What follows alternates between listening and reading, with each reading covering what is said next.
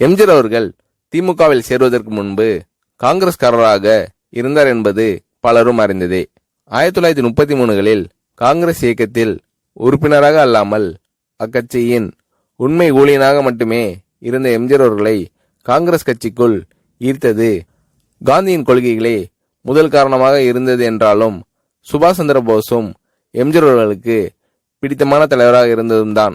அந்த காலகட்டங்களில் காங்கிரஸில் உள்ள ஈடுபாட்டின் காரணமாக கதர ஆடைகளையே அணிந்து வந்தார் எம்ஜிஆர் அவர்கள். அந்த காலகட்டங்களில் கள்ளுக்கடை, சாராய கடைகளுக்கு எதிராக மறியல் போராட்டம் தீவிரமாக நடைபெற்று வந்தபோது அப்போராட்டத்தில் தனது இளமை பருவத்திலே கலந்து கொண்டு தனது நாட்டுப்பற்றை வெளிப்படுத்தியவர் எம்ஜிஆர் அவர்கள். திரைப்படங்களில் குடிப்பழக்கம் உள்ள கதாபாத்திரங்களில் கூட நடிக்க விரும்பாததற்கு காரணம் இளமை காலம் தொட்டே அதன் எதிர்ப்பில் எம்ஜிஆர் அவர்கள் தீவிரமாக இருந்ததே ஆகும். எம்ஜிஆர் அவர்கள் தனது சிறு வயதில் சென்னை வால்டாக் சாலை பகுதியில் தனது அண்ணன் சக்கரபாணி மற்றும் தனது தாயாருடன் வசித்து வந்த சமயத்தில் Madurai original boys company Chennai Ottavadai தியேட்டரில் நடத்தி வந்த பதிபக்தி நாடகத்தில் நடித்து கொண்டிருந்தார் எம்ஜிஆர் அவர்கள். அப்போது எம்ஜிஆர் அவர்களுக்கு வயது சுமார் 12. அந்த நாடகம் குடிப்பழக்கத்தால் ஏற்படும் தீமைகளை விளக்குவதாக அமைந்தது.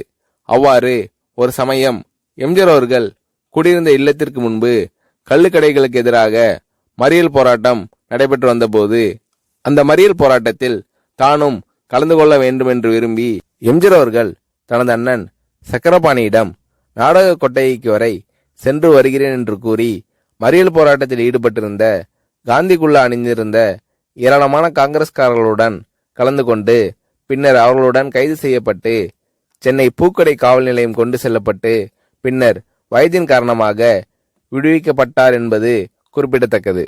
அது மட்டுமின்றி அக்காலகட்டங்களில் காந்தியவாதியாக இருந்த எம்ஜிஆர் அவர்களுக்கு காங்கிரஸ் மீது எந்த அளவு பற்றுதல் இருந்ததோ அதே அளவு காந்தியடிகள் மீதும் பற்றுதல் இருந்தது.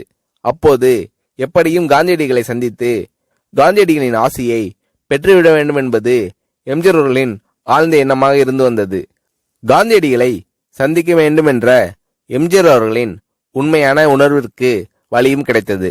அப்போது எம்ஜிஆர் அவர்களும் அவரின் அண்ணன் சக்கரபாணியும் நடித்து வந்த ஒரிஜினல் பாய்ஸ் கம்பெனி சென்னையை விட்டு வெளியூர்களுக்கு நாடகம் நடத்த புறப்பட்டது.